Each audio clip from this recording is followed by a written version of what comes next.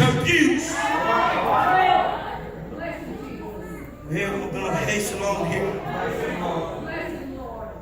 He says you've got to have these things on the inside of you. The greatest thing about that verse, he said, if you have it in you. Come on, if you have it in you, you're going to blossom. I don't know about you, but somebody around Freedom blossomed.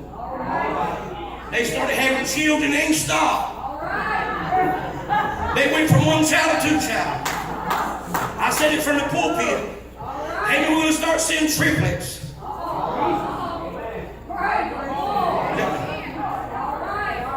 What are you trying to say, preacher? When you love each other, the neighborhood will see we love each other, and we shall grow, we shall expand. That's what Peter's trying to get us to understand. You shall not be buried, you shall multiply. The Bible said, David said, a woman, amen, after she began to have children, she'll have children like a righteous branch. Amen, it will run down the vine of her house. I will tell the church, that's the way our spiritual life.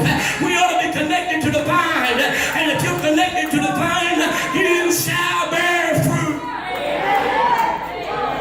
Well, the Bible said in verse 9, it said, but he that lacketh these things is blind. Tell your neighbor they're blind if they can't see it. And the Bible said they cannot see afar off. Ain't that amazing? I could stay there a while, but for the sake of time and your feelings, I'll move on. And have forsaken that they were purged from their sin. Nobody, tell your neighbor, nobody can bring up his sins to you no more.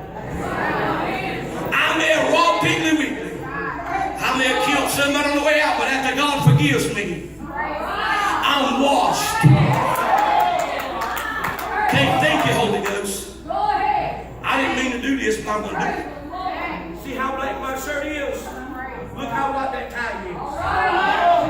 The moment I got saved, I had a black heart, but he took his precious awesome. He washed me white as snow. Can I tell the church we've been purged from the things of this world, but once you get saved, there's add-ons. As you grow in God, the closer you get, the more you receive the abundance, the fruits, amen, the attributes of God, and you don't have to fight by yourself. Well, verse 10, I'm going to stop here. It says, wherefore, that for reverence, brother, you give diligence to your calling. Amen, and making election sure. For if you do these things, he says it again twice. If you do these things, you shall never. Tell your neighbor, if you abide in these things, you shall never fall. I have a problem with that. I know the word. I know what the word says, but when you look at people's lives, amen, their lives don't line up with the gospel. Come on and say amen. That we're preaching. Amen. They say one thing, they live another thing, and they want to have the attributes. You cannot have the attributes of God if you don't partake of His word. It's like going by McDonald's and smelling, amen, them frying them good old sausage biscuits. Amen. If you don't pull in there and go through drive-through and say, give me one of those sausage biscuits, you can't tell me how good it is. You may smell it, but if you don't never taste it, you cannot tell me how good it is. I come out to tell the church there's some add-ons in God. He said, if you do these things, you shall never fall. It was a powerful word this morning. I come out and tell Freedom Assembly, you don't stop growing. You do not stop growing. The only way you stop growing spiritually, you separate yourself from the vine. God's vine never withers. It will never be green. It will never be brown. It will always be green. Now, you know these flowers here, they're pretty every Sunday morning, ain't they? But you already know these is artificial. Come on now. I believe half of the church, not this church, but the church at large are half a pitch dark. They talk they God and they but there's something between their talking and their walking.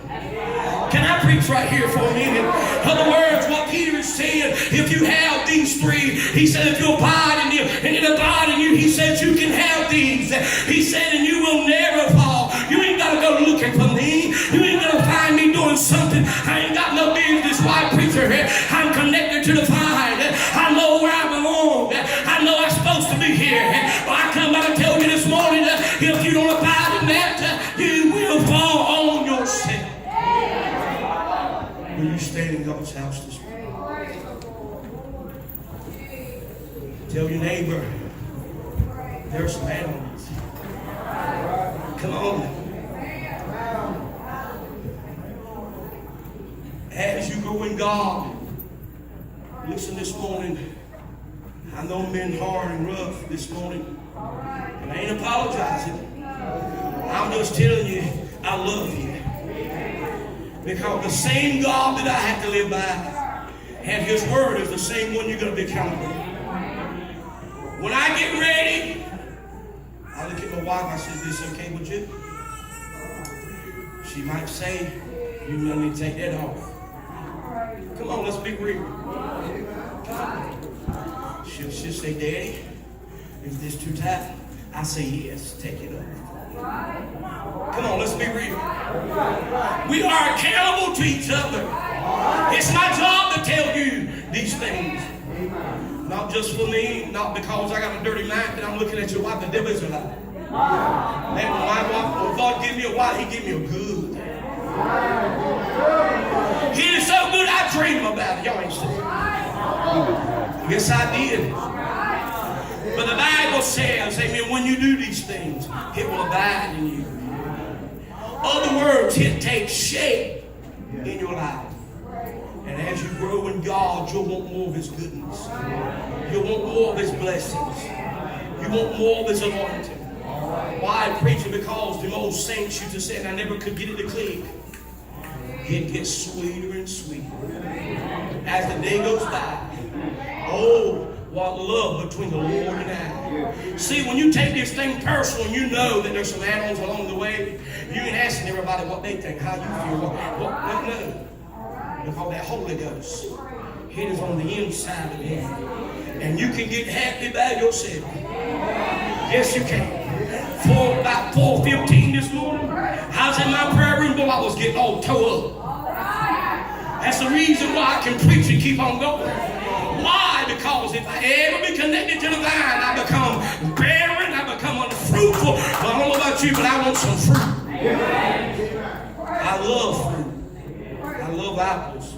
I love bananas. I do. I love them. When I go to the grocery store, I'm going to die. Every time we go out every year for the last 4 years, she knew I love apples. Them Honey Crisp. Pour them some good apples.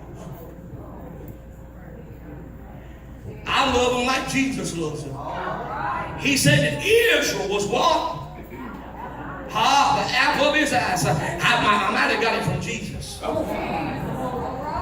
But I do know what the doctor said. An apple a day will keep the doctor away. That may be right for the physical, but I know the spiritual. Amen. Being with God every day will keep the devil away. I better hurry up and get out of here. I come back to tell you, amen, this morning, there's some spiritual animals. And freedom of sin that we need them this morning. We need to be fruitful. We don't need to be barren. Our life ought to produce the very power of God. Our neighbors, our church family, our children ought to know mom and dad is on fire for God. Your children ought to know when they get in trouble, they can run to mama.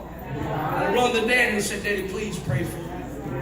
Do you know this morning, amen, we are hurting because we're not growing in God.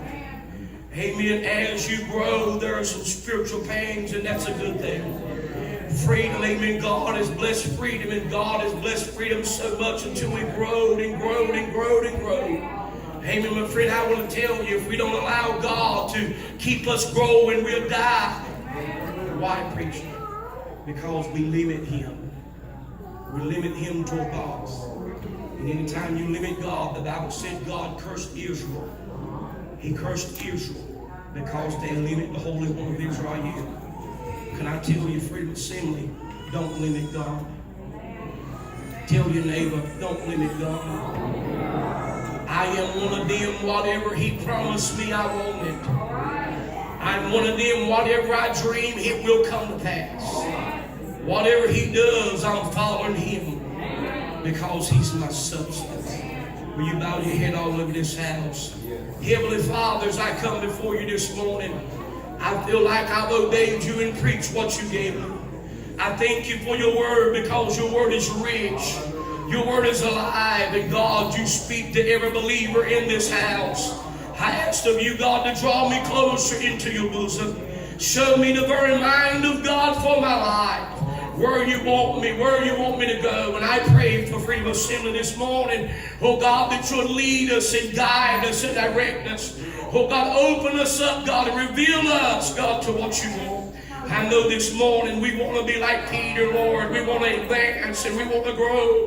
We don't want to become unbearing, God. We don't want to become unfruitful. We want to grow, God. So when people come to freedom, they can feel the joy of God. They can feel the Spirit of God. We know this morning if the devil has his way, he will destroy, God. He will kill. He will take. But the Bible says you come that we may have life and have it more abundantly. I pray this morning, Lord, that you would watch over us.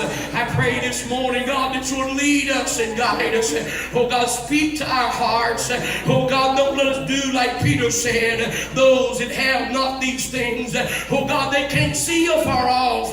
They're blind. But I pray, oh, God, Holy Spirit of God, reveal to us. Give us 20/20 vision in the Spirit. Oh, God, open our eyes and let us see the manifestation of God and what He's doing. Holy Spirit, I thank you even now for what I feel on the inside of my sanctified soul. Weeping may endure for the night, but joy comes in the morning. I ask you, God, to help us to sow, help us to plant, so we can eat of our own increase. We ain't got to go nowhere. We ain't got to eat from nobody else's vineyard. We can go by that vineyard and pick off those trees. We can pick the fruit that we planted. I pray this morning, use Freedom Assembly for your glory. And whatever you want, God, that's what we want. In Jesus' name I pray. Would you say amen? Brother Jeremy is coming to close us out. Would you give God a hand clap of praise?